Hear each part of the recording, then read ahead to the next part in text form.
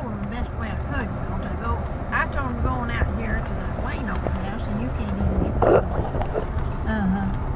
But they wandered around over there, and got plumb across the creek over yonder, and they found, you remember where that little Edith grave was? And I forgot it ever been marked. There was a rail pin around it. There we go, I reckon was put it. Yeah. And I forgot it then, but after they told me, I thought of it. Lee took a piece of marble and they wrote the name on it, and Lee took a chisel and chiseled it out, and put up a marble on it. Whose marker was that? It was Lily's little baby. And Premature. and whenever them children come back, they told, and they just hunted, and they found that little grave. And after they told me, I remembered. I'm forgetful now, but anyway, me and Lee come up here one day, and they asked what to put on it, but I'd forgot it when they found it. And I said, just say infant of Oliver West, just infant, or Oliver West infant, 1918. That's the way I told them to put it, and that's what they cut and put on it, but I'd forgot all about it. And I'll let it get away again. I want to turn this around. Esther says, I just believe I'll go with it. It has Says, to I go believe this I can way. find it. She'd been there lots. That feeds Well, right she lit into out. that. She couldn't work then, but she lit out, and they went over there and went to that place. Esther's been there lots of times. They went to the Devil's.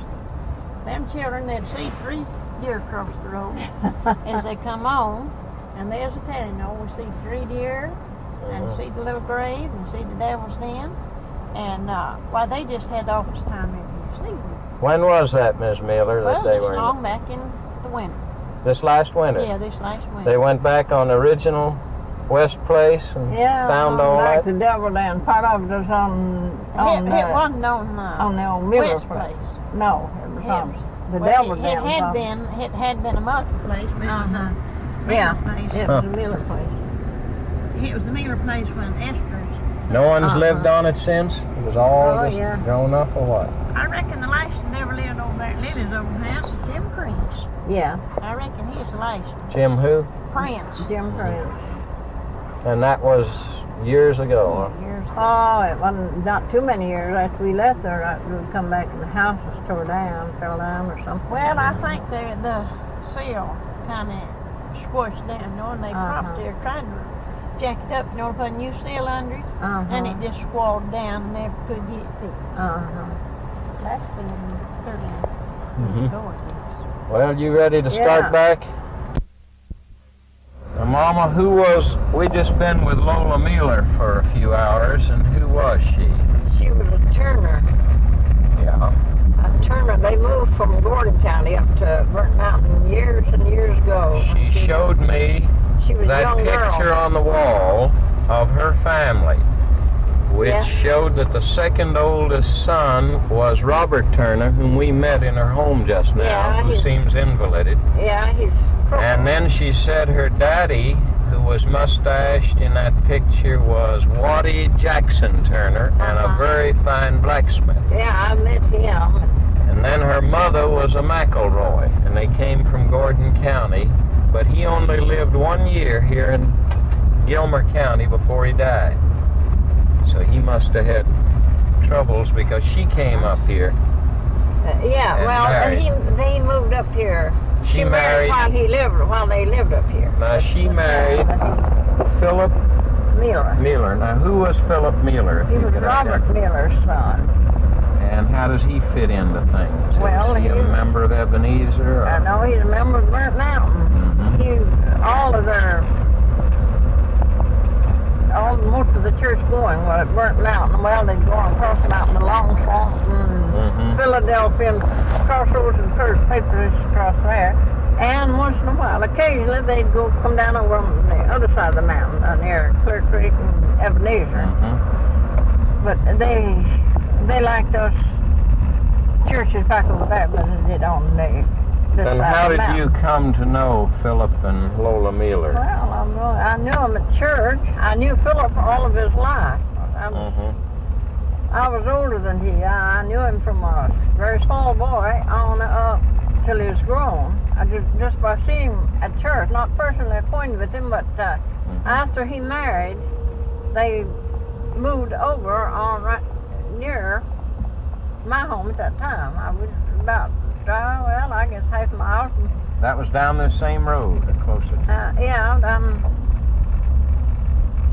Yeah, they moved up on about a half mile or a mile from where Lola lives now, on up on the mountain where they moved to live for the first year or two, and they just scattered around back and forth to little places, and till they bought the place, the home there where she lives now. Just not too long. Well, she said they lived 28 years at another place. Well, they lived 28 years at the place he bought it further up on the mountain, about a mile. Right. But that was about the time you were leaving here, just almost. Yeah, they was living there. We left here in 18 or 19, and he was living there at that time. He bought that place, and then later he bought the place where she lives now. So they were real close friends of you and Oliver. Oh yeah, we had you did things together. Yeah, worked together. And, she and How would you work together? Well, she couldn't can green beans and keep them. She was telling us that first canned beans she ever eaten in her life, she ate them at my house. I was just telling her how much I'd always enjoyed being with her, and how much I always thought of her. And she said, well, she told somebody the other day she hoped she'd find somebody that used to like her a long time ago. And I don't know why. I don't know what she meant. I didn't. She just made that remark, and I said, well, I liked you a long time ago, as well as I do now. And I told her I liked her.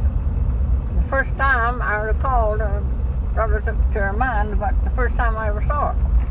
They moved over there. They'd been in that place up there on the mountain, above where they live now, 2 or 3 weeks. And Charlie, I believe, was about a month old. And on Sunday morning, she come walking in. I'd never seen her. She just come down to the house. That was how you got acquainted with her? Yeah, she come in and she told me who she was. Charlie was about a month old. Yeah, well, she took him, played with him more. She was just a kid. She was married. She was 14 years old. She married when she was 14? Yeah, and she played with the baby, and dinner time come. No, it had.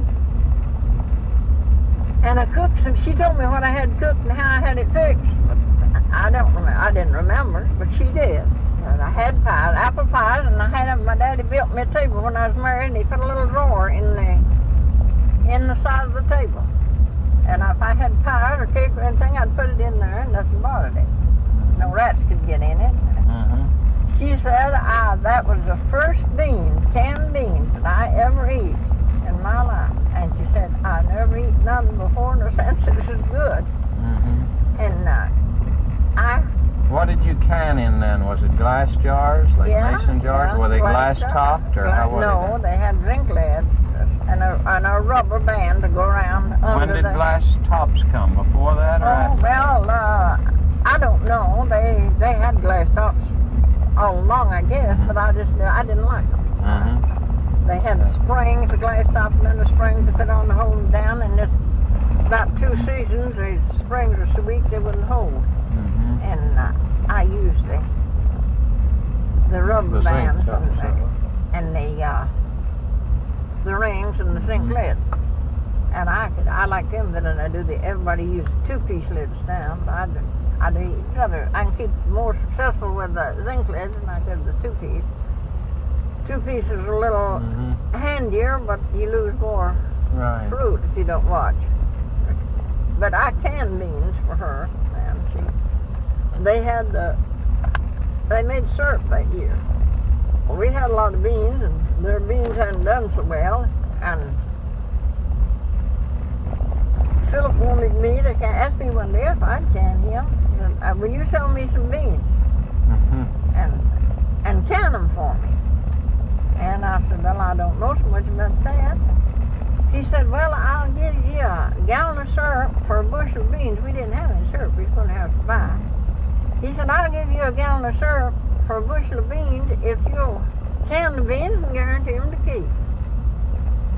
And I said, well, I won't guarantee anything, any of my work, but I said, I'll can the beans for you, and I'm pretty sure they'll keep.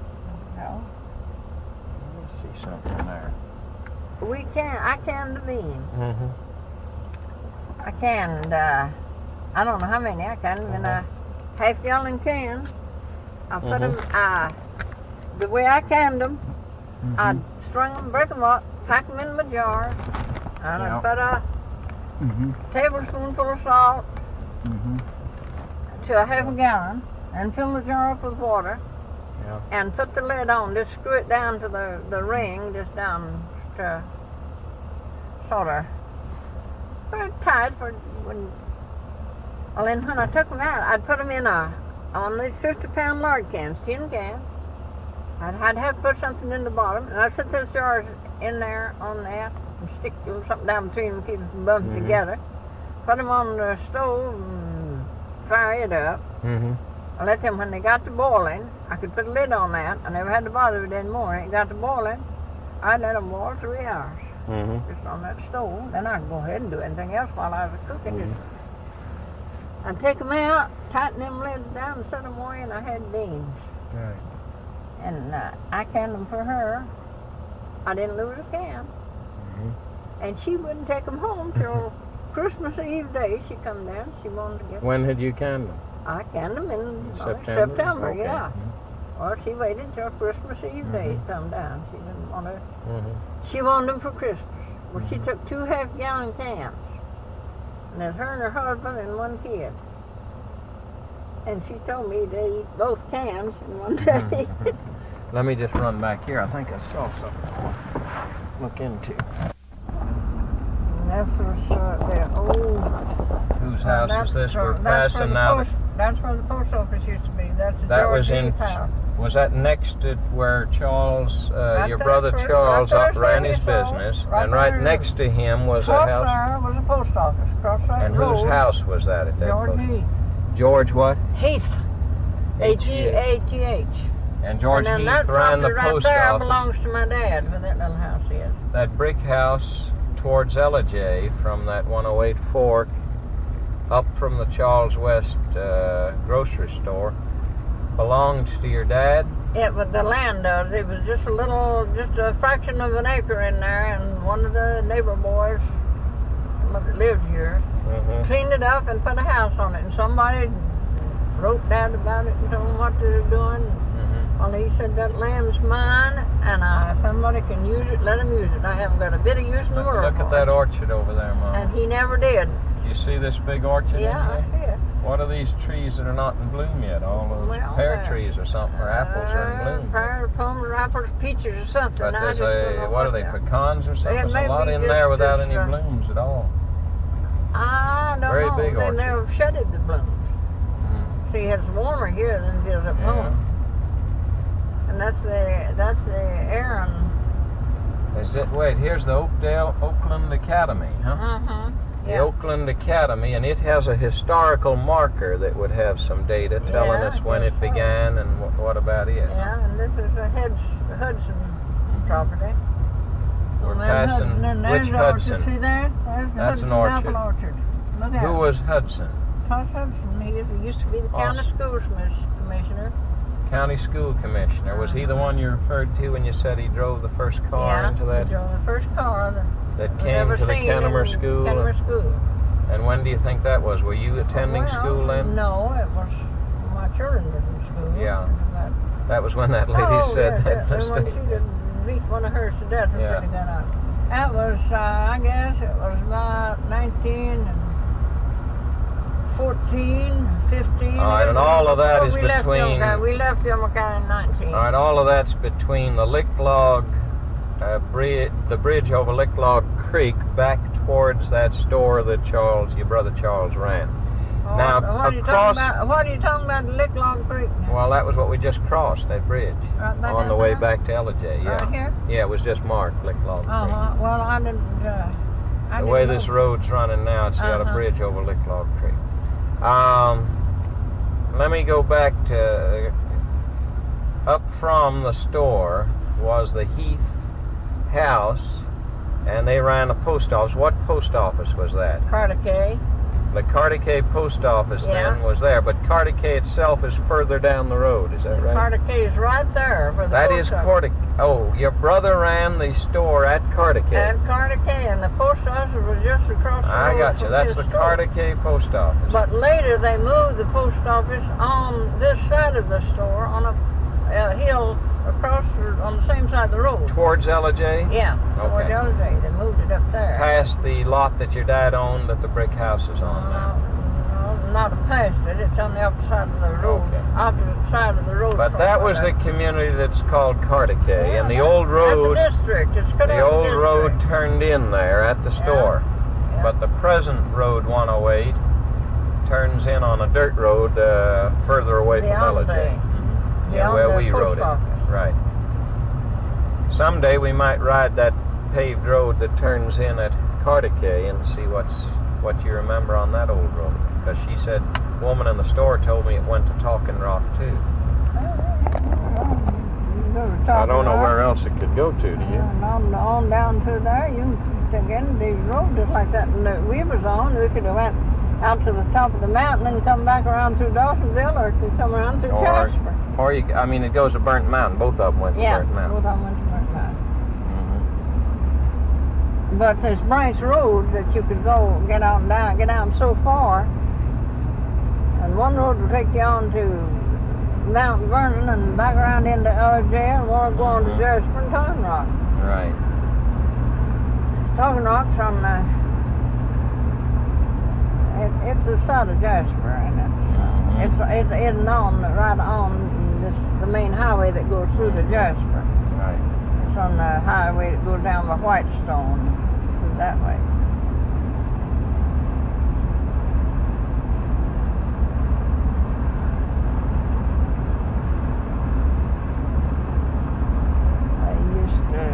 There's a mountain goes across. We used to go across from across over there goes over to Talking Rock. They called it the Jones Mountain.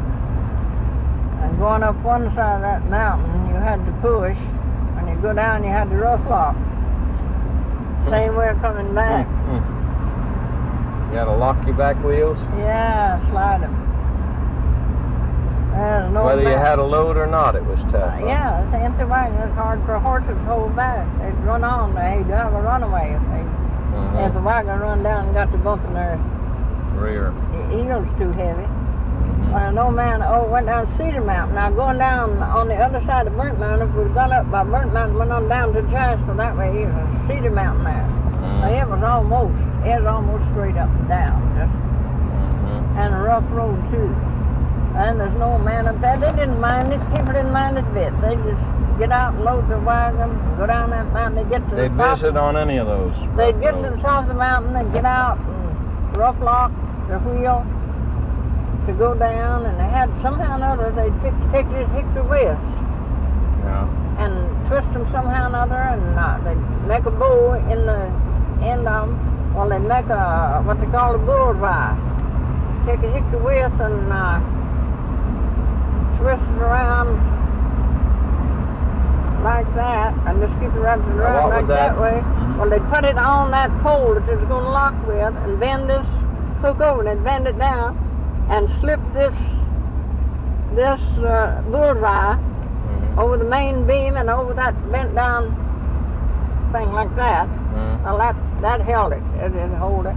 Well, he got down, and the mountain was so steep, and he had a pretty heavy load, and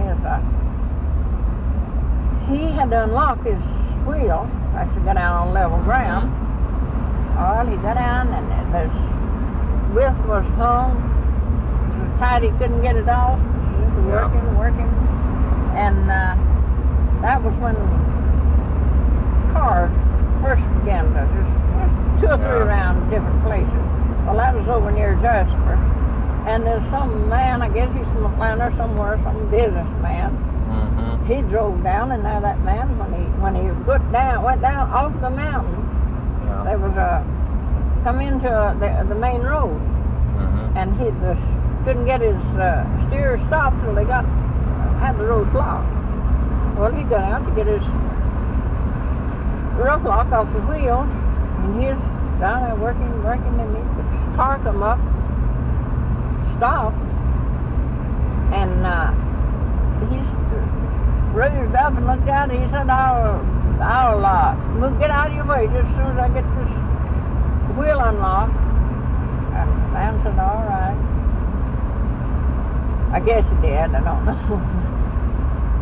But now this is Oak Hill. There used to be a post office here. At Oak Hill, on the way into LJ? Yeah. Mm-hmm. Well, when he finally got his wheel unlocked and come out, he said, well, I got it done at last. And this old dressed up fella up there with a collar on so high, the man said he looked like a dog peeping over a whitewashed fence. And he said, well, poor people have poor ways.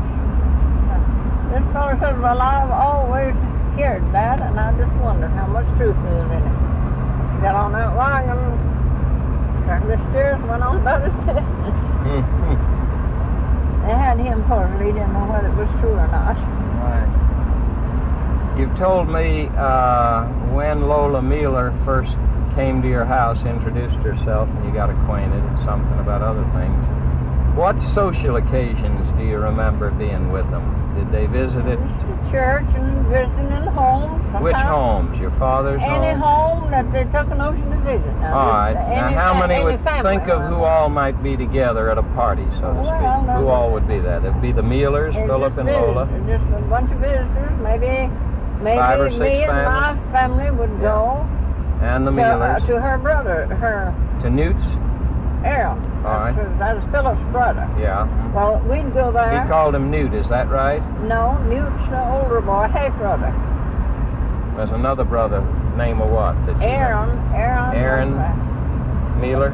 Aaron and Philip lived there. They all were farmers, stayed close is that right? together, yeah. Aaron and Philip lived close together. They get on. Did some of the Muellers manufacture corn like the other people there? Or? No, not much. They didn't fool. Making the whiskey, you mean? Yeah. No, they didn't fool it much. They all belonged to the church, and they didn't. Well, that didn't stop some people. Newt, the older brother, Yeah. would. He fooled it all the time and drank it. He stayed drunk two-thirds of the time. He stayed drunk. Yeah, but and I started to tell you that the Morrises live there. Well, sometimes Mr. and Ms. Morris would go to the same place to visit. Who were the Marshes? Just the Morrises. What were their names? My neighbor Morris, Ruth Morris, and Morris. And, Morris, M-O-R-R-I-S. Yeah, Ruth Morris and They her lived husband. there, and they was neighbors.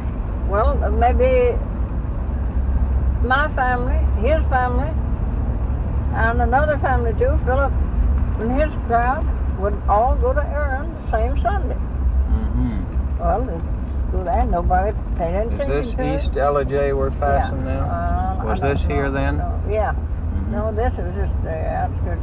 East Do you remember LJ is that back brick over. building we just There's a passed? road somewhere. Here's the No, I lumber don't mills think where the tannin. Yeah. Well, East Place. LJ is back over that way. Yeah, off the road. Uh-huh. We just Well, passed a very old brick building They on the one right. time had a cheese factory here. They did. Yeah.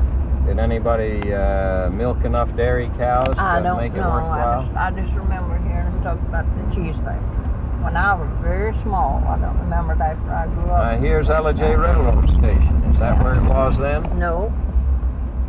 It wasn't up on this No. little mound. No.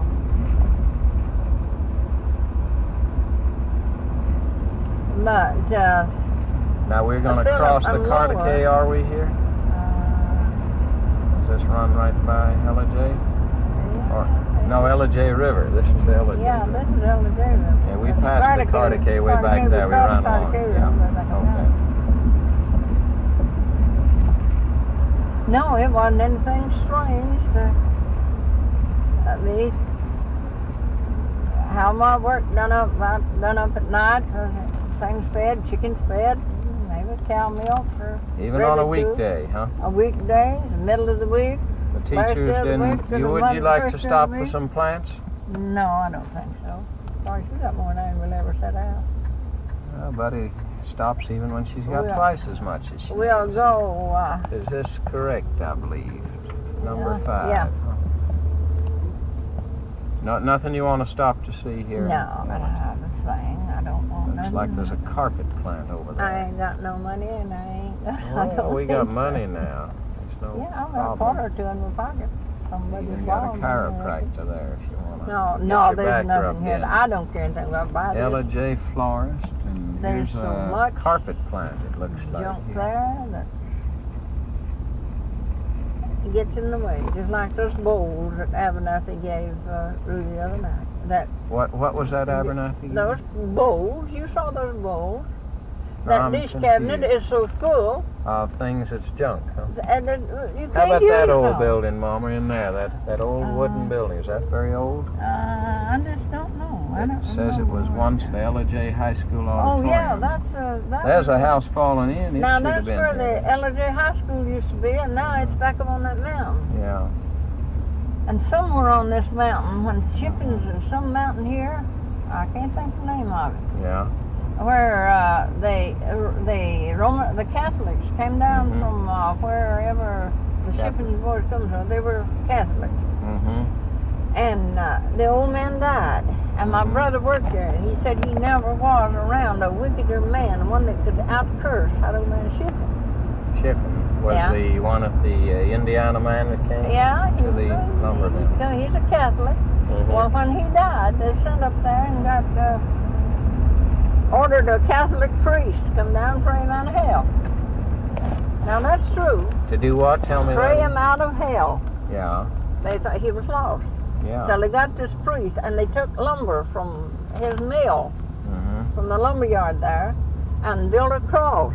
And that old man would go there ever so many times a day, so often, and pray. Well, I reckon he got him out.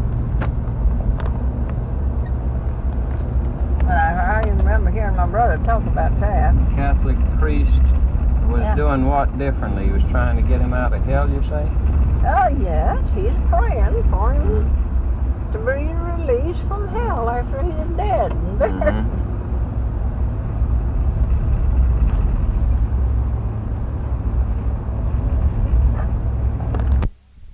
You might buy one. Oh, he's buying everything for that place up there. You know, he can Well, show he's off a lot always of things. He liked likes to things have like the that. things that come out of it that are handmade. Yeah.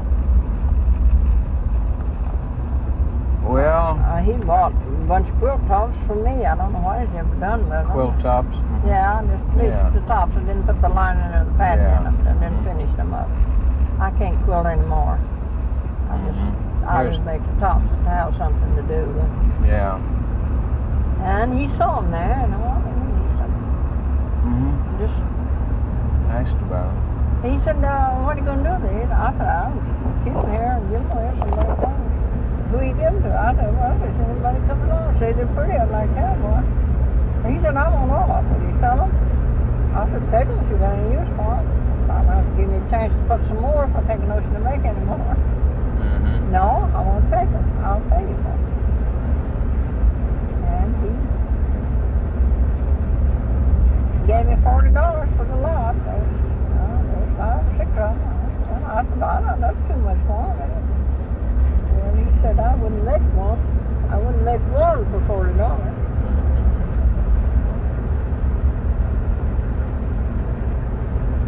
Now, what were you just telling me? I didn't have the machine on, and you were telling me that there were hardly any Catholics in that country.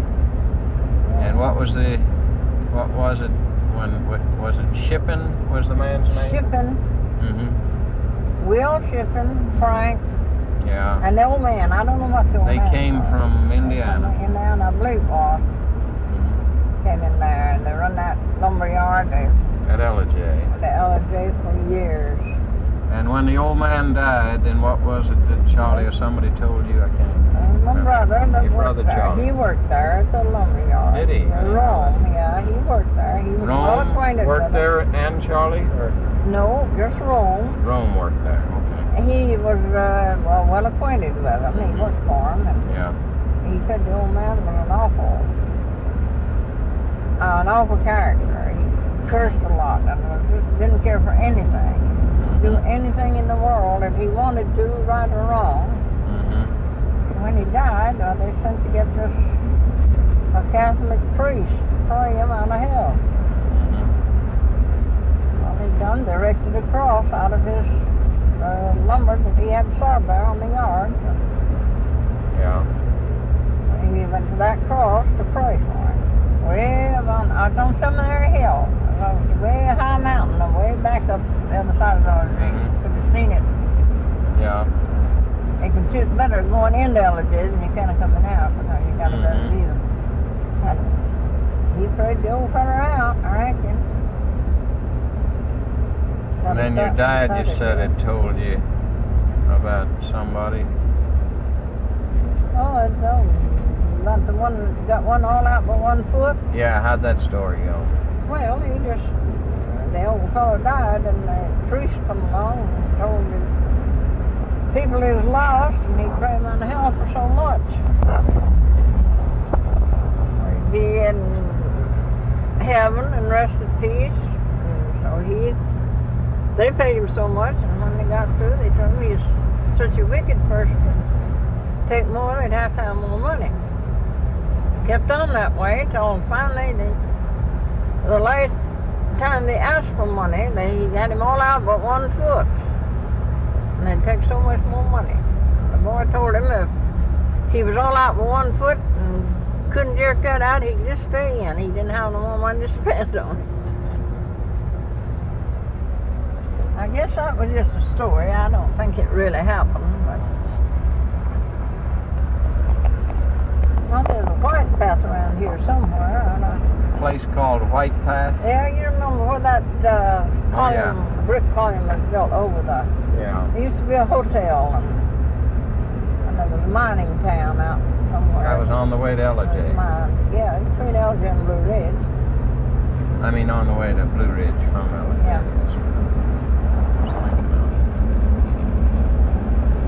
They changed the road so much, I just can't find myself. Known him a long time. We used to be together right story. He used to visit my house.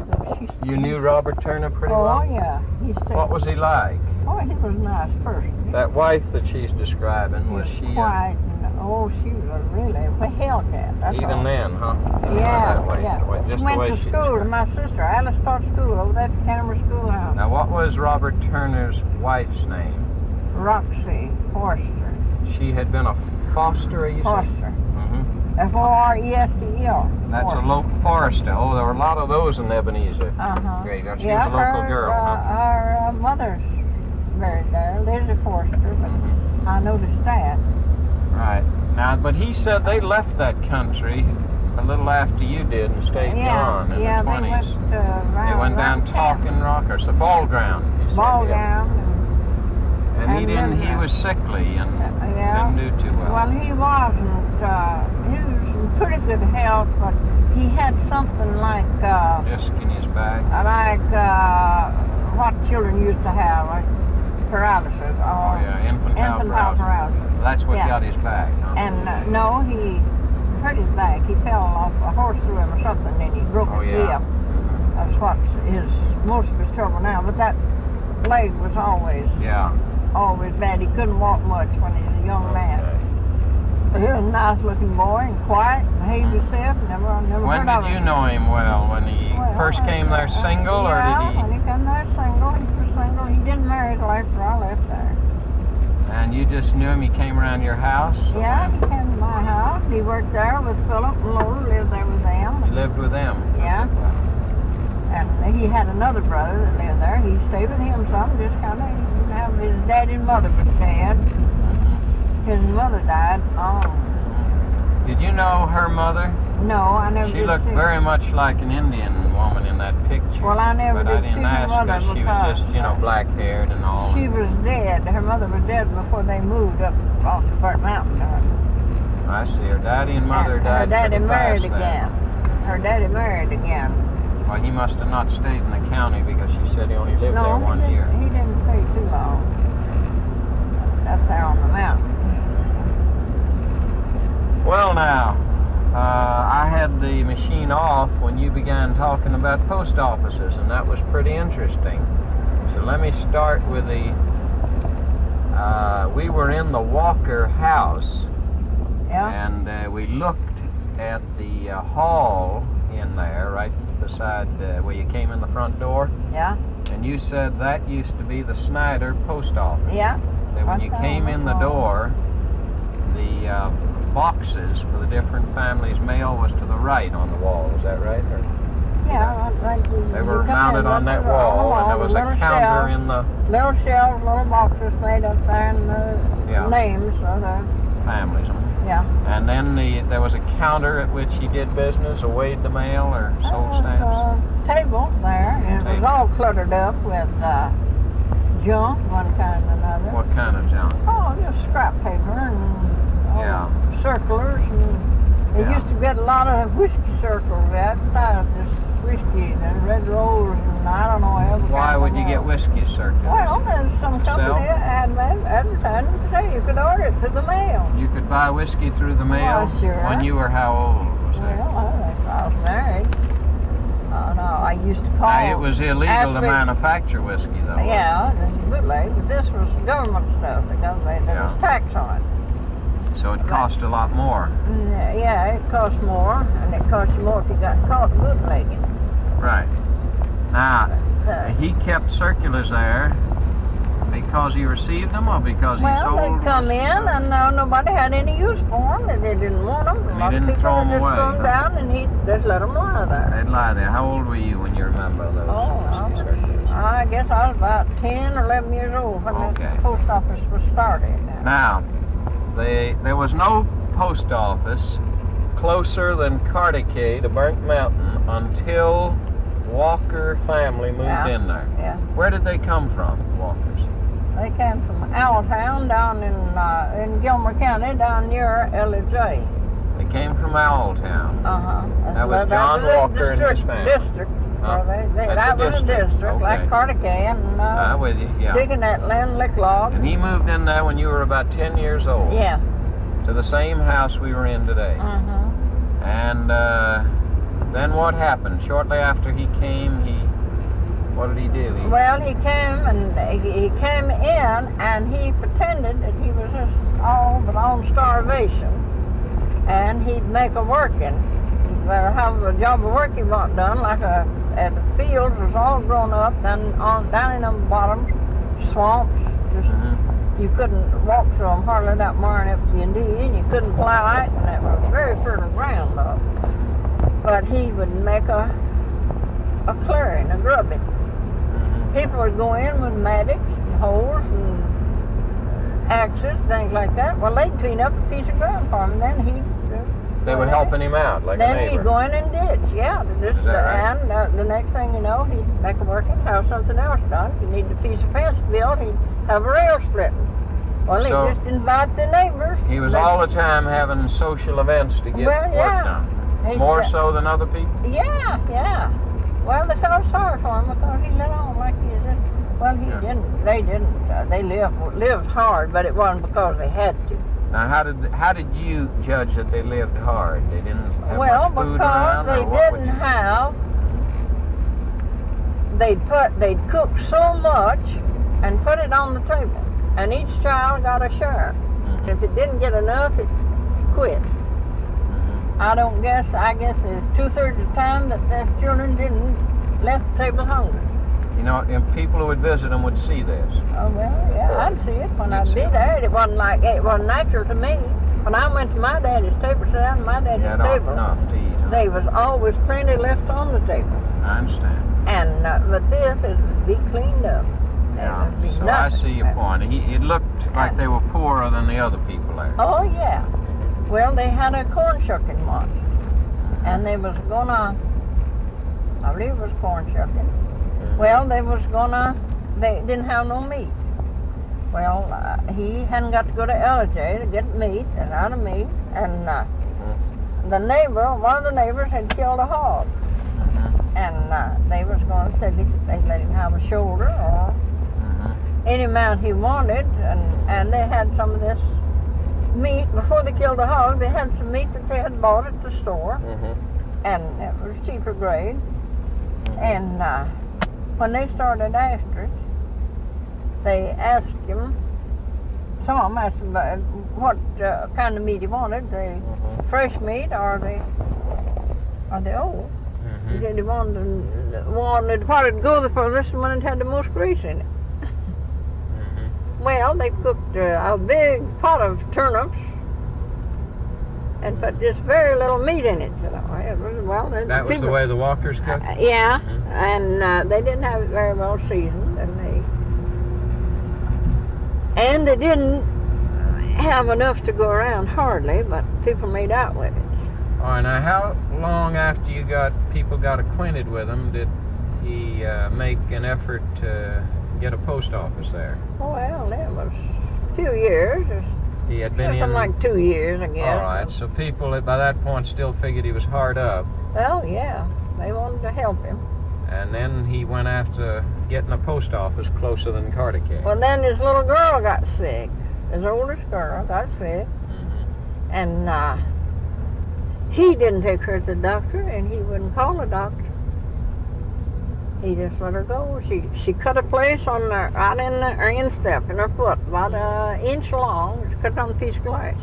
Well, that didn't get well. It just kept on. Every once in a while, it would rear up and get sore. Well, her mother would put a little salve on her, something like that. And one night, she wakes up in the night, and she said, "Mama, is it raining?" And she said, "No, I don't think so." Well, she said she slept with her two sisters following her.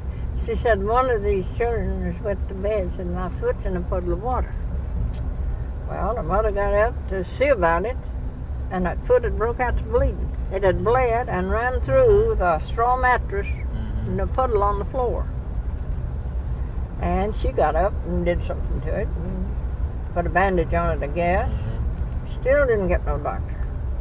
Well, a week later, that leg began to draw. Well, it got to where she couldn't straighten it. Well, he made her lie back in a dark room, just a little place built between the kitchen and the main building. Where it was as dark as midnight in the middle of the day. And nobody with her, nobody around her. And she'd begged. They had in the front bedroom, they didn't have any living room, but in the front bedroom they had what they called a company bed. It was a nice bed, and they kept it all shiny. What kind of bed? A company bed. When they had extra company, they put them on that bed. And she'd beg him to let her lie out on the company bed, and he wouldn't do it. What was he like? I don't know, he's like an old mad bull all the time. He just stubborn. What did he as look the like devil. in appearance? Oh, he's ugly. He didn't look Was like... he a big man? Well, Big he's just frame? medium-sized man, but he was a terrible something. Well, What color hair did he have? sandy-like, blue eyes, and he had something wrong with his voice, his vocal cord or something that he couldn't What talk did his hardly. voice sound like? But he couldn't talk. But He had an effort speaking, huh? He'd say, "Oh yeah," when we'd talk, his face looked like he was just gonna. Oh, in order to speak, he had to make a great effort. Yeah. He talked just like this, but he'd get up and sing. He'd lead singing. Could he sing at all? Well, he could. He had a clear voice. He could holler till you could hear him loud, just a straight out holler. But in talking, there's something wrong with his voice box. Something. But he stayed there. I guess people felt sorry for him on that account. That child stayed there, and she begged for a slate and pencil. She went to school, and every day, no time in school, unless I was using my slate. Everybody used slates and pencils. Didn't have no paper like that. I never knew where my slate and pencil was. When I wouldn't know where she was sitting. She'd come, "Can I have your slate and pencil?"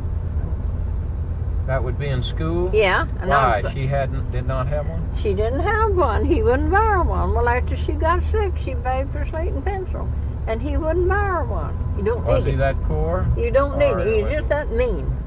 That's all there was to it. No, he wasn't that poor. All right, now he went about and opened. What did he do to get a post office? How did he go about it? I don't remember. I was just a kid. Yeah. I There know was a petition. they got a petition. Somebody got a petition. Who and wrote the petition? people, Did I you don't know say- that. I thought you No, said the school teacher. Well, wrote the it. school teacher started the petition. Name I of don't what? know. I guess Lyle Chastain.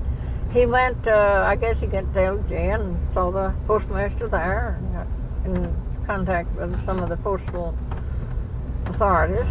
And he prepared a petition to get a post office at Snyder. Yeah. And then the man who was appointed postmaster was John Walker. Yeah. And that was when you were about 12, maybe?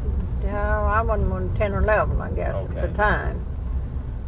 I might have been 12. I don't know, but it's been so long. And Right.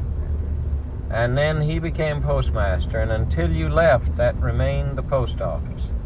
Till I left? Till after you left, huh? No, No? let me see. After I left. No, I believe they had done. Maybe it was a year after I left that they done away with the post office. But for a good long while, Made the route from The, Ellijay. But everybody on the the post Ellijay route. office then was Now, if you at, want to go on your road, turn to the left. so that what we've been describing is John Walker's home and the hallway, which was the post office called Snyder, Georgia, at which you got your mail from the time you were somewhere around 10 or 12 Yeah. on up till the time you left there. Yeah. All right. Then, do you think this is the road we want in here? Yeah. I think Possibly. so. Yeah. All right. Yeah. Take a look. There's it. Yeah. Okay. Will this lead to the lake? Or will it come in somewhere else? That's a fine looking old home. Gotta go on I like to around do something different just like you do. Yeah. Just like I you never said. like to go the See, same you route see. twice if I can at I home. know. Now, if you'll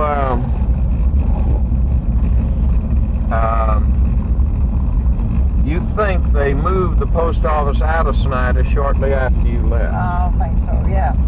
But for a great many years, that was the post office for most of the families that you knew then, the Snyder post office. Yeah. All right? Yeah, Now, you may and, think of something else about him, but for now, let's move on over to the story you were telling me about the time when your sister was teaching school and how he acted as a postmaster and what that carrier said and all that. What was that story about? Oh, that was when she needed her register. School Which register. sister was this? My oldest sister, Molly. Molly was teaching where? Yeah, at Price Creek. And where was that? In Gilmer County? Down, yeah. I don't know. They're not this side of Tuffin Rock, I guess it was. I don't know whether it was. I'm not sure. Now, my brother lived there. He had children went to school at Price Creek. Well, he in Pickens and Which brother was over slept there? in Gilmer. Which brother was that? Gus, Gus was at that time his house was on the line. was on the Pickens was line. in Pickens and Where did he sleep? In where? In Gilmer. He slept in. Gilmer and Eaton Pickens. His house was that much on the line. It huh? was on the line. Who did he pay taxes to? Well, I don't know. I never did figure that out. But Oh boy. I We're on a rough don't know road. whether that was in Pickens or whether the school was in Pickens or Gilmer. But it was. All right, but she was teaching at She was Price teaching Creek. there, Mhm. and she needed her school register, and she sent word by the mail carrier. That was Star Isle at that And time. who was the mail carrier? Doc Lowing, Doc Lowing. Lawing, All right. and she sent word by him to bring it to her, tell Dad to send it to her. That was it. She needed a what kind of The thing? register, school register, where she put all the names of the students. She'd left it at And she'd home. call her roll each day and mark the absence and the It presence. was a big fat book, I guess. Yeah, good size. Well, Dad took it down to the post office,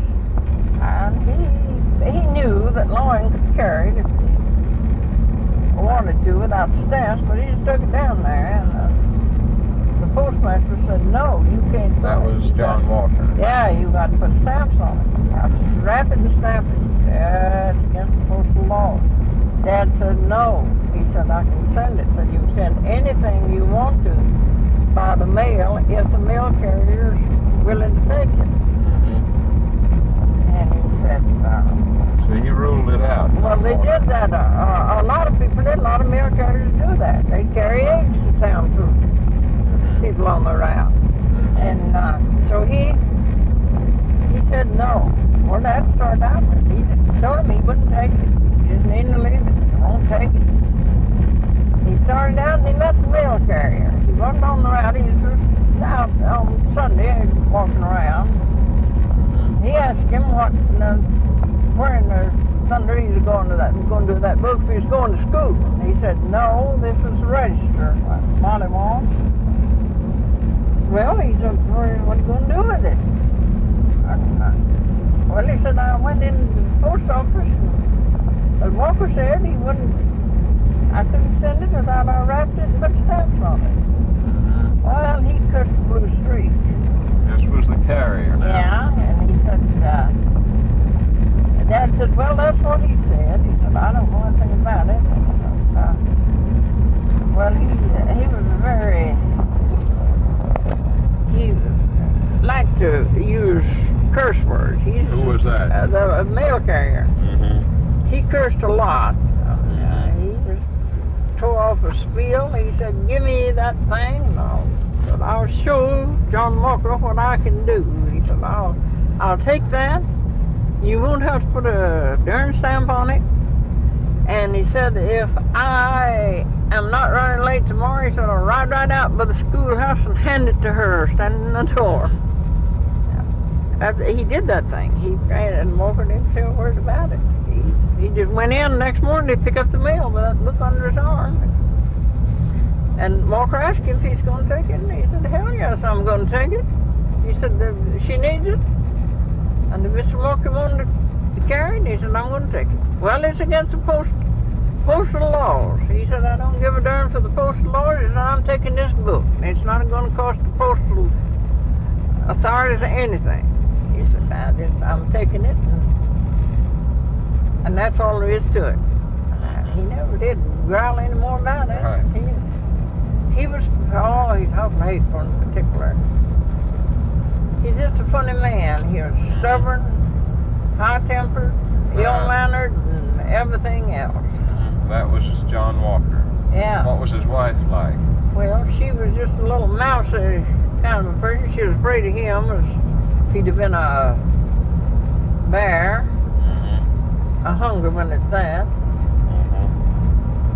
He just went on and he talked to her like a dog. He'd go to the table and eat. Didn't make any difference if the president and the governor and all the preachers in the state of Georgia had been there. If she got a little too much salt in something, and he'd go, "Look, you out of salt?" She'd say, "No, did I not? Yeah. I thought you must be. You put all in these beans." He didn't say things like that. Nobody did.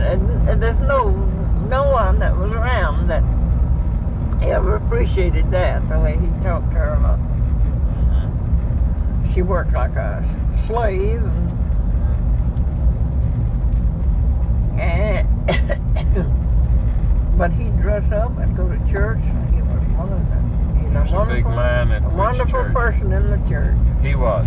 Yeah. Where was he? At Ebenezer? Ebenezer, Clear Creek, anywhere he happened to go to church, he'd take a part in it. But the people finally got to where they didn't have very much respect for him. Is that what you think quieted him down some in later years? He was afraid of losing the postmastership or something else? I don't know. Well, after he misplaced a few checks, he got quiet. He wasn't so particular about the mail. Because he was being criticized about something more important than the weight of a letter or something. Yeah. Now, What about him sending all of his boys to Berry? Was that because he was smart as a fox, or how do you think he got into something like that? It was, at that time, the Berry School was a poor kid's school. Yeah, but the other families hadn't heard of it. Nobody else had gotten to it. Well, I don't know where he found out about it, but... He must have been enterprising a little bit, like he was about the post office. But he sent them there he might have been where they taking could care get. of his own self, but he got around some more than other people somehow.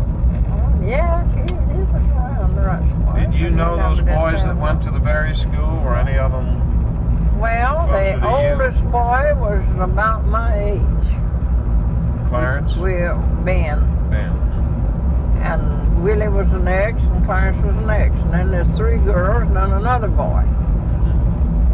And the youngest boy, now, it's what you heard me telling Lola today, what I said to Dad about telling him he didn't raise this boy right. Yeah, I heard about that. He got to go around, he got to drinking.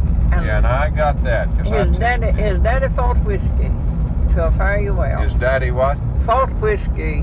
But the youngest boy got to drink. Yeah, he got to drinking. He went to Atlanta after when school was out. He went to Oakland. The high school that we passed out in Cartagate. Right. And during vacation, he took notice he wanted to go to Atlanta and get him a job. Well, he went down there, and he told some of the girls, he had some girlfriends around, he was about 18, 19 years old, that when he come back, he'd take them a car ride. Well, he went and he got a job. Now, the story he told as a car salesman. Well, he come in one Saturday night about 11 o'clock. He had a bandage on his head. His head just looked like split open. And his shirt collar tore all 5 of them, some scratches. And his mother was become alarmed and she began to question him. And he said he was had some men, 2 men come to him and wanted to buy a car. He had a car for sale, and they wanted to buy that one car. And they told him to meet them at somewhere out in Atlanta, down a suburb or something, and they wanted to try it out. And at 8 o'clock that night. And he said, well, that's off my workout. Well, they said they had to work. They couldn't get off until then. Yeah. And he said that he went on, and when he got out there, he didn't see them when he drove up, but he just stopped the car and opened the door and got out. And they stepped out from somewhere with one had a Coca-Cola bottle in his hand, and they bashed him in the head with that. Knocked him out, and that was the last he knew until he regained consciousness of in an old deserted house near Canton. Well, he got out, stirred around, got to feeling better, and walked on home. Yeah, that was his story anyway. Now that's what he told. Now that was the story he told. Well, Ian, that was the time. I want to just abbreviate this a little, where he got sent to the chain gang. Was that the crime? Well, I'll come to that later. All right. Because this isn't, he's pretty far removed, and I thought we'd deal with somebody a little closer. Well, like, yeah, that was the time. But but that Tuesday of the next week, that was World War II. First World War. World War I, okay. Well, there was some man, I don't remember who it was going to make a speak at LJ. And his daddy was going down, and he asked him if he wanted to go, and he said, yes, I'd like to go, I'd like to hear it. Well, they went on down there, and just before they come up, the depot, the railroad station used to be, you go up that hill, and then go down a hill, and it's in kind of a flat, not exactly where it is now. Yeah. Well, just to say, you went over that hill and turned down to the depot, there's a nice dressed fellow walked out on the platform, and he said to somebody standing there, he said, there he is, that's the man I'm wanting, that's the boy I'm wanting. Yeah, and they arrested him. They arrested him right there. Yeah. Well, he had taken this car that he was supposed to have been selling. He was planning to buy it, and he got this boy was going to college, and he bought the car, and needed the money worse than he did the car, and he was going to sell it to this Walker boy, and he was going to try it out. Yeah. Well, they got in the car. Well, while he was, meantime, before he got ready to try the car out, he got him an extra tag, extra license plate, everything fixed up, had it in his suitcase, his name and address. Well, they went to try this car out, and they was going up, somewhere on the road. They was going out from Atlanta. They was going out through Dawsonville, on about Cumming or Silver City or somewhere in there. He shot this man, rolled him out on the side of the road, and took off in the car. And he got sent to the chain gang. Yeah. Yes. Well, the sheriff you come were along. saying that Walker had a way of hushing those things up. It didn't Well, it appear just in the quieted local down. Nothing was newspaper. ever said about it. They Well, tried. it wasn't. Maybe The he case was tried in Atlanta, and Yeah, there that wasn't was so the many reason. people. Yeah. There wasn't so many people from Gilmer County that was in Atlanta. that Sure, knew it anything wasn't about it. local. Nobody knew it was on a jury. So No. there wasn't any word of it out. No, they, Let me ask you about any. Go back to your own family. Actually, even though you're almost literary and historical and a folklore expert in your way, you had about the least formal education of any of your brothers and sisters. Is that right? well, In no, the numbers of years? I don't. Because which ones of them went to? Rome and Gus, Alto and Floyd. Yeah. They all went to high school. No, none of them. None of them. None of them Okay. ever went to high school. How about and Charlie? Charlie went a term or two, and Minnie and Alice went, and Horace All right. a little while. I didn't. They didn't go. They went 2 or 3. So which terms. ones of them finished high school, would you say? None of them. None of Ever. them, okay. None of them ever finished high school. But say half of them got in some high school terms. Well, is that right? yeah, they got in some high school. They got enough. They could. They got enough to get a certificate to teach. Who got a certificate to teach? All of them that taught, Horace and Alice and Molly. All those three did some teaching. Yeah, they all Okay. taught. Grade school teaching? Yeah, this is grade school. Well, they didn't. Where did they teach? Well, Horace taught on Rock Creek, and he taught Rock in Creek. Rock Creek. He taught in South Georgia, in Sumter County, in South Georgia, and he taught on Burnt Mountain. And he taught different places. Clear He Creek, did that I think, before he went to... before he went to the military. Army. Yeah. And Alice taught. She taught at Price Creek. And she taught, she did the most of her teaching in South Georgia, All right. in Now- Suitland County. All right, let me ask you something else about, say you're starting with the oldest ones. When did they start to work? Let's take Charlie. What do you know about what they did in their lives? They started to work when Charlie was 5 years old. He dropped a crop of corn for my daddy, every hill of it. Walked the fur and dropped that corn. How in much the older ground. than you was Charlie? Well, I don't know. He's several years. Okay, now what? He's about 8, 10, 12 All right. years. Now when did they go out away from the farm to work? How old was he, do you think? Well, he never did go away from the farm to work, but just a little while at a time or two. Now when did he go into business over before there he at married. Cardigan? He married when he was about 21 or 2 years old, and he farmed all the time. Kept farming. Yeah, he farmed till about, about 18 and 19 and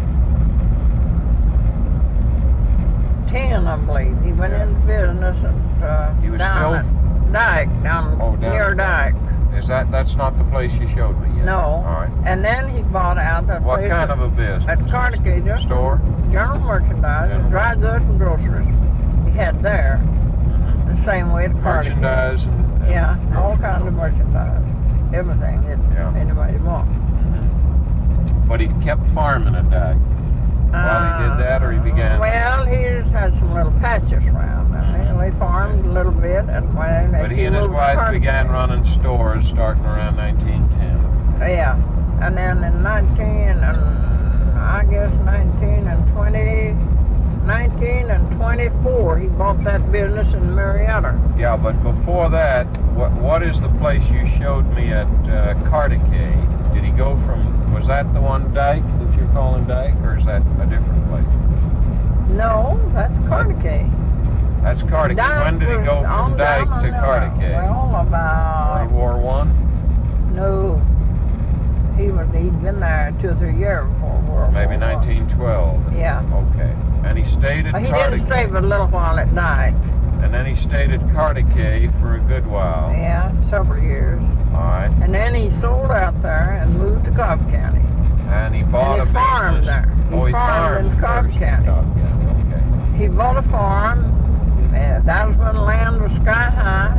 He bought this farm, 40 acres, forest ground, wind sprout peas. Where was it near? Near Austell.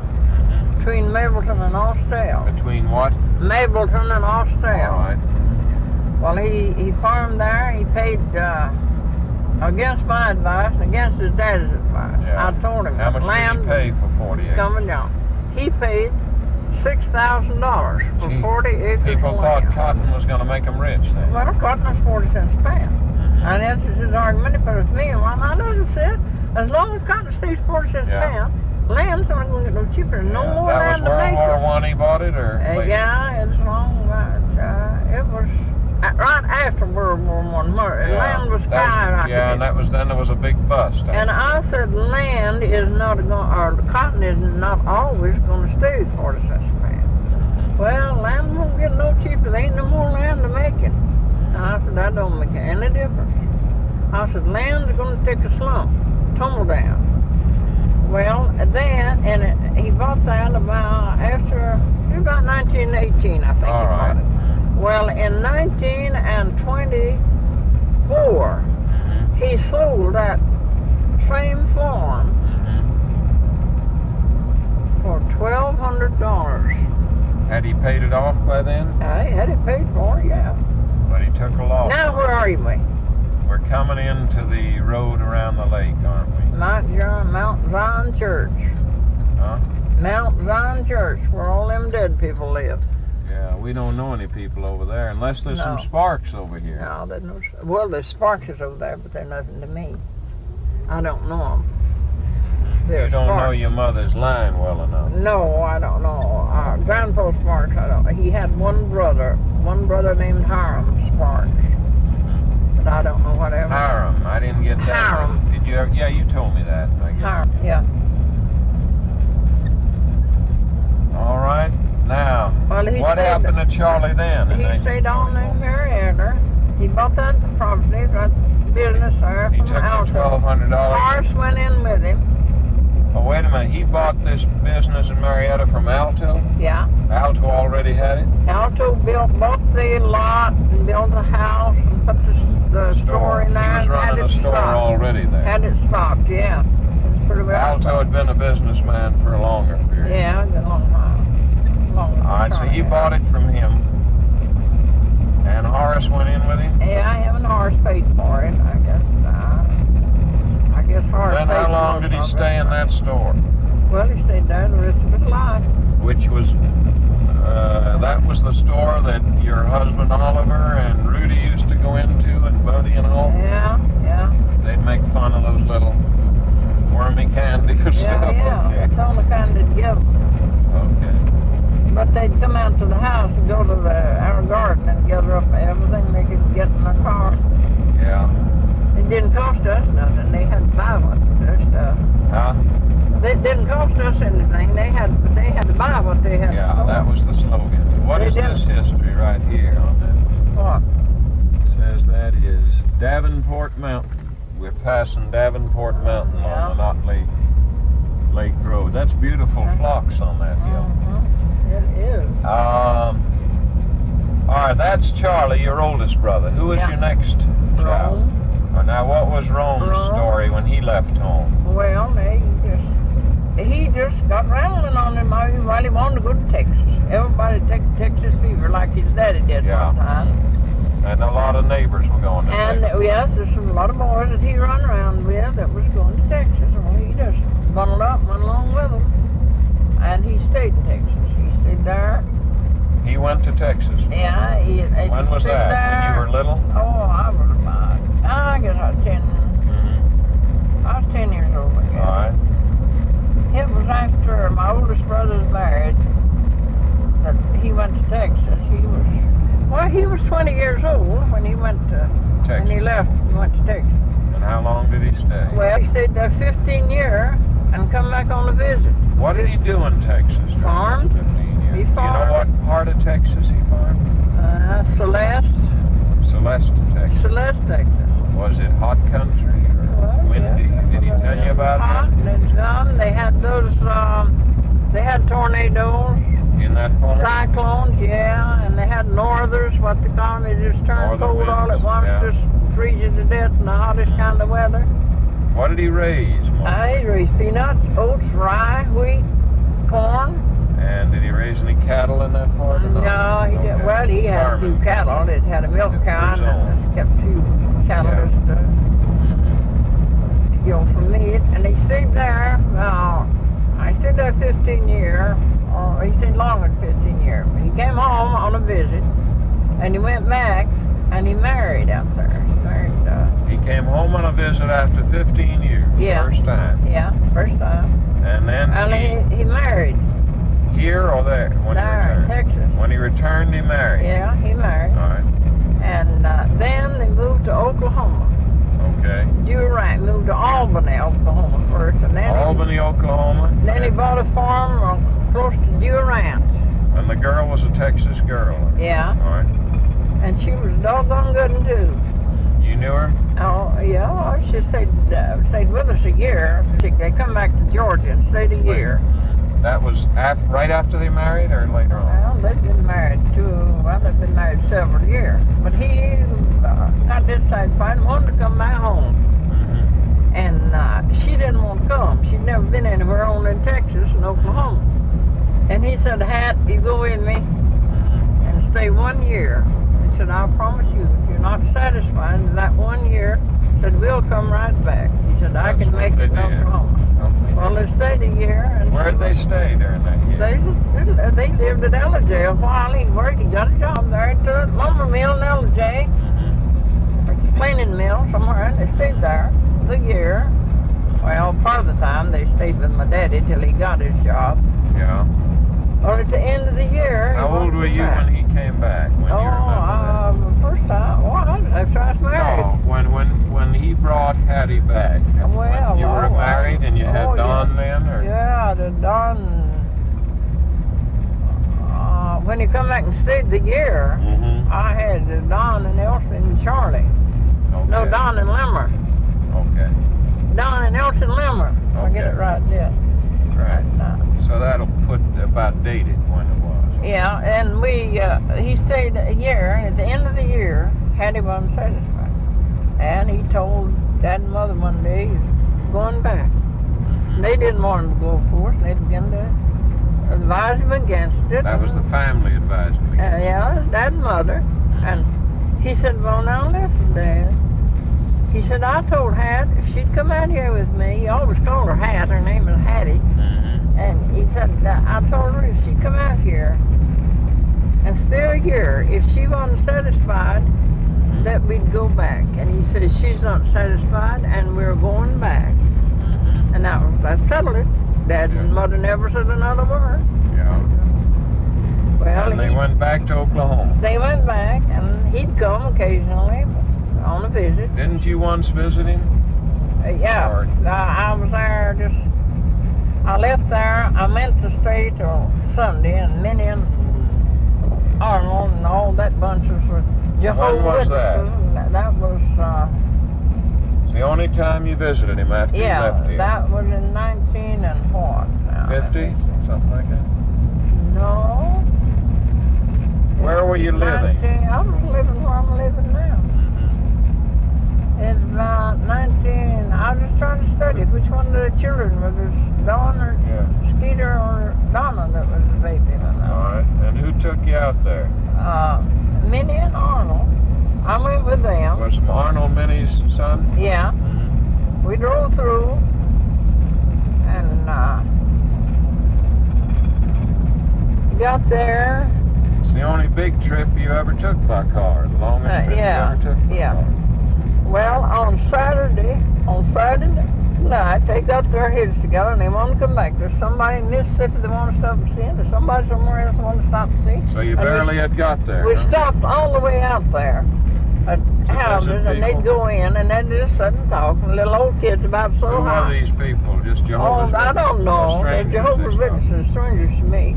Yeah. But they weren't people they had the names of. Oh, yeah. They've been in How long did you stay with Rome and Hat? Well, we stayed 2 nights. That wasn't a very long visit. And he didn't, of course, he didn't know either one of us. He couldn't talk. Was he sick by then? Oh yeah, he had cancer. Just heat up with cancer. Oh, how was Hattie? Well, she was all right. So Rome died later, huh? He died. We left there on Saturday. We left Saturday morning. He died Sunday morning about 3 or 4 o'clock. You must have been gone from here how long? Oh, it's 3 or 4 days. 3 or 4 days from there? More than that on the route, because it took us 2 days to go and 2 to come back. And only spend 2 with him. We come back to Blue Mountain, Mississippi. Yeah. And Arnold's wife's people live way back over the hill somewhere. I don't know where. Well, they kept us stopping at every house. Saying, now so-and-so lives right out there. Now so-and-so, let's stop and see them. They'd go in and talk, and they'd all Jehovah's Witnesses, And that's all you spent was 2 days coming back? I got out one night. I stopped at one place, and I got out and walked. The house was on the river, and it was, the porch was high from the ground as the top of that house up there. Well, I just got out. It was raining. Drizzling rain, and I just walked out on the river. I didn't want to hear them. I didn't care anything about it. It's all Jehovah's Witness talk. I wanted to get going. And they thought, what'd you leave us for? And I said, I didn't find anything in there that induced me to stay. Oh, you better learn something. And I said, well, it was more pleasant to me to come out here and learn that it was raining than stand there while it was. Well, then they decided Arnold's wife's grandmother was sick. What? Arnold's wife's grandmother was sick. They'd gone out there just to visit her. They wasn't expecting her to live. Yeah. Well, we went out there. We got there about 9 o'clock one night. It was pouring rain. And they was right down in the slushiest, awfulest place I ever saw. And in front of the house was nothing but a swamp. Right. And it was pouring the rain, and the house was leaking. And Let me just interrupt a minute and get on Rome. What did Rome do? Did he farm all the rest of his life after he went back with Hattie? Was it a big farm or ranch, or was it still it was a farm, a big farm. What did he raise that you know of? Peanuts. That was big, huh? Wheat. He'd have 100 acres in wheat. 100 acres in So he had how big a farm, would you say? Oh, I don't know. What he didn't have of his own, he rented. He just rented. And you gave me the names of his children. One year he made 35,000 bushel of peanuts. My. And he couldn't get. He wasn't land poor. Did he do pretty well? Well, he did for a while until he bought a farm, had it paid for, and he wanted a bigger farm, one he thought was better. He traded that one in on another one, and fell down on the payments and lost it all. That happened to him before he got old, huh? Before he died, So that he was just living small by the time you got out there. Now, who was the third child? That's Rome. Gus? No, Rome was the third child. All right. Gus was the fourth. Who was the second? Second, Molly. Oh, did we talk about Molly? Yeah, I told you about her teaching school. And then what did she do the rest of her life? Well, did she marry? She taught school as long as she lived. Was she died. Single? She had her trunk packed ready to go to teaching school on Monday, and she got burned to death Sunday night. She was how old? That's 27 years We old. visited her grave. Yeah. Where was she? She had her trunk packed. Ready to go to her school. Did you like Molly? Were you close to her? Oh, yeah, yeah. Or was she gone too much of the time? No, she wasn't gone too much. What was she like? She was 10 years older than me, but I was near her size, and it didn't make that much difference. Well, she was a nice person. What did she look like? Well, she was a very pretty girl, I'll tell you that. What color hair? She had brown, dark brown, chestnut brown, I guess you'd call it. What kind of features? Who would you say she resembled? Well, she was kind of, she had a fair complexion. What color eyes? Kind of grayish, bluish, grayish blue eyes. Did she have any funny ways or pleasant ways? Well, yes, she was very pleasant in every way. But she could tell you, Any special? if somebody got out of the way with her, she'd let them know where they stood. Did you have any special things she did or liked to do? Yes, she liked to crochet, read, and sew. She did a lot of sewing, and she'd buy, after she got teaching school, she'd made her own money, and we'd go to town, and we'd dress alike. We'd wear the same clothes. How could you dress alike? Well, you could wear her clothes? we wore the same size clothes. Is that right? She'd buy a piece of cloth, and if she didn't get it alike, she'd buy it, we'd wear each other's changed dresses. And if we got Even though you were 10 years younger? we got two alike, a dress, each one got a dress, and she got one for each one of us off the same bowl of cloth. Then we'd wear them at the same time to keep people thinking. That was what we told, what we'd say, you know. That if we don't wear them at the same time, people will think we're wearing each other's dresses. Same people will think I borrowed your dress. You wear your dress like that, and unface doesn't blame. I will. I'll imprison you in a minute. And they'd say, let's, we'd, Now wait till I get around there and let she'd you say, up. let's wear this dress today. If we don't, somebody say I borrowed your dress. That was just fun, you know. Well, we'd have. Had you married when she died? No. You were just about to I marry was 16 years old. when she died. I wasn't hardly 16. But what else do you remember about Molly then? Well, I remember a lot. I remember how we used to get out together and how I used to get going on acting the fool. I was always cut up, and I could get something started, and I'd just keep on getting worse and worse and worse, and she'd get so tickled, she'd laugh, or she'd hurt, and a tear would run down her face, and finally get to begging me to hush.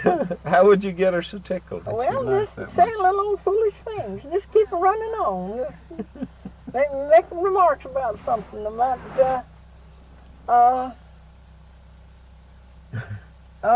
somebody with maybe make remarks about how somebody looks, how their nose looks. Yeah. I know one time she was going with a boy, and I said to him, do you have a lot of cold? Do you need to take cold?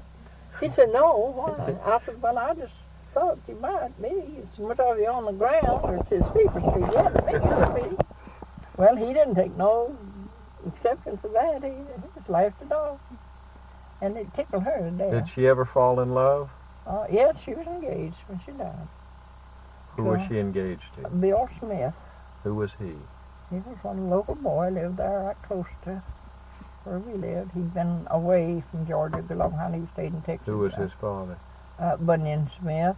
Bud? Bunyan. Bunyan Smith. Bunyan Smith. His mother was Ann Cantrell. And she told my mother the night that she got burned. She passed by the bed. Mother'd gone to bed. She passed by and told Mother that her and Bill was engaged. He'd been there all day. That was the day that... She was going to go to Texas with him? Well, no, he had back. a home in Georgia.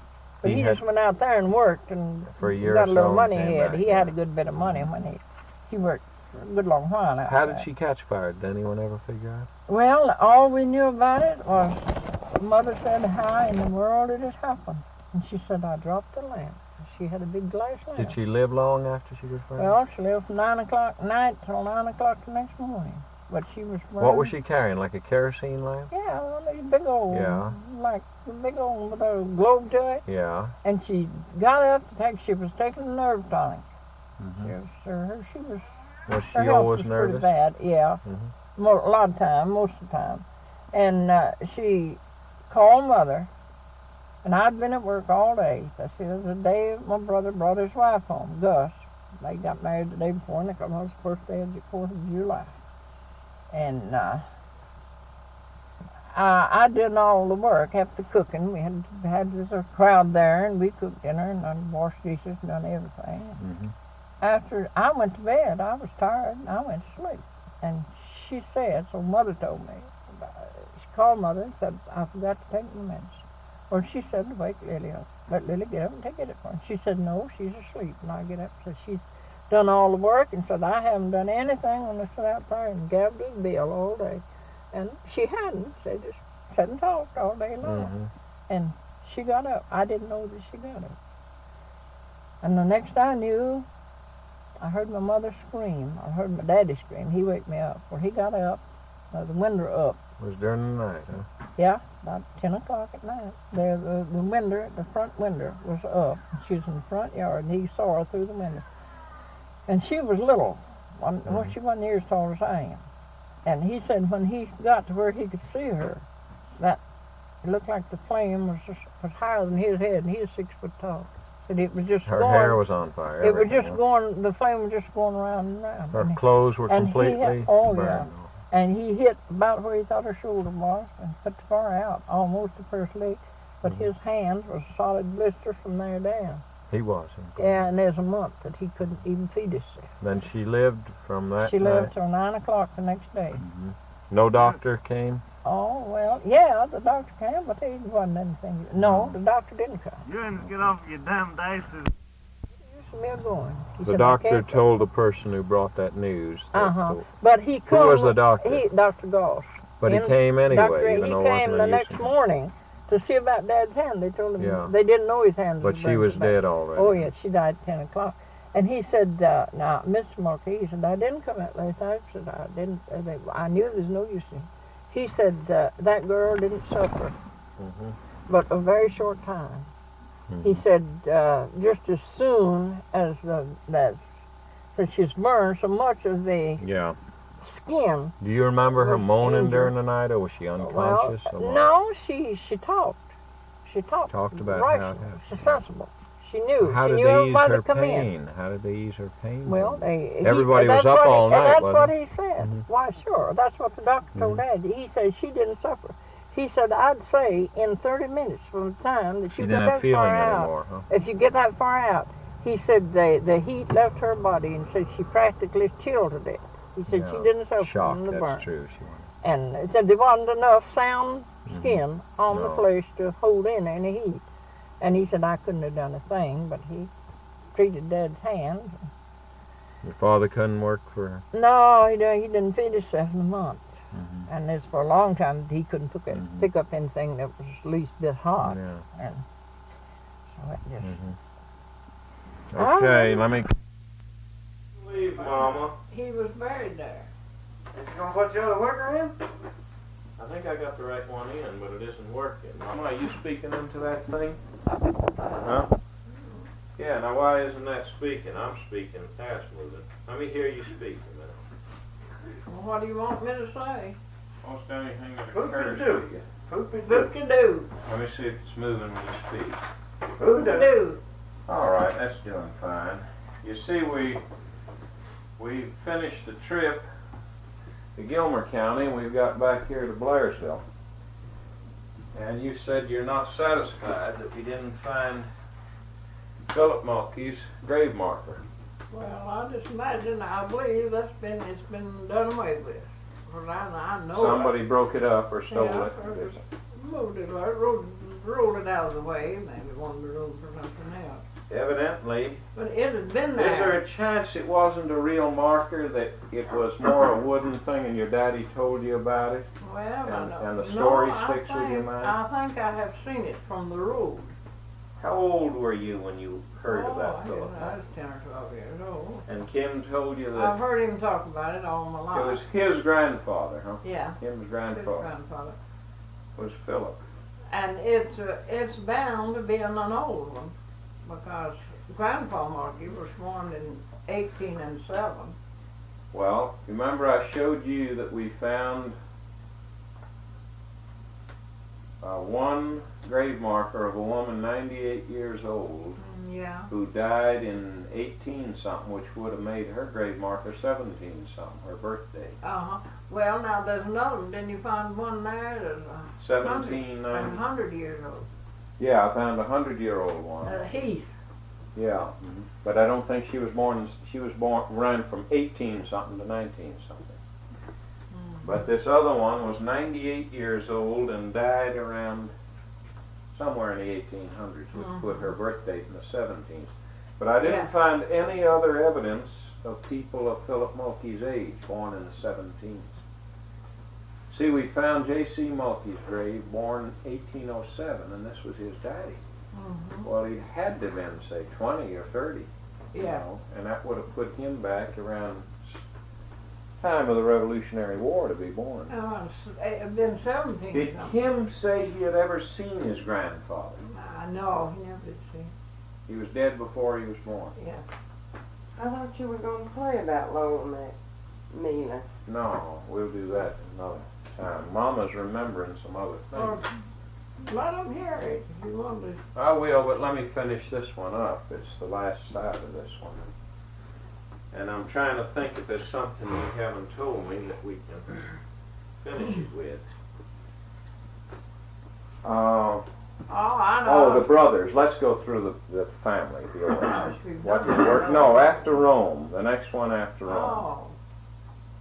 I thought we got that. No, I mean their occupations. We never did do their occupations.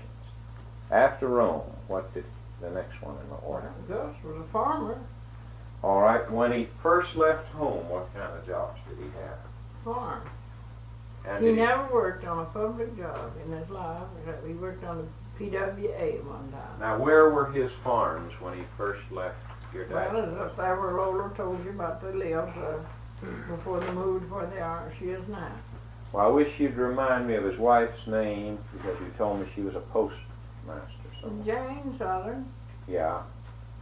And where was she postmaster? An R. How do you spell it? R-O-R-R, Georgia. And where was Orr? Down towards Talking Rock, Price Creek section, Price Creek district. Of Gilmer County. Yeah. Well, I And don't know what it was.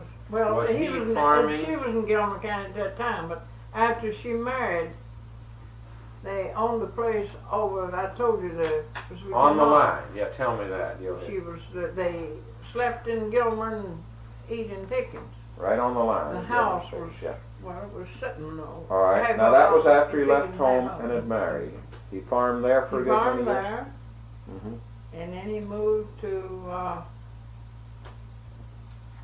another place down further on towards Talking Rock. Then he went to Cobb County for 1 year. What section of Cobb?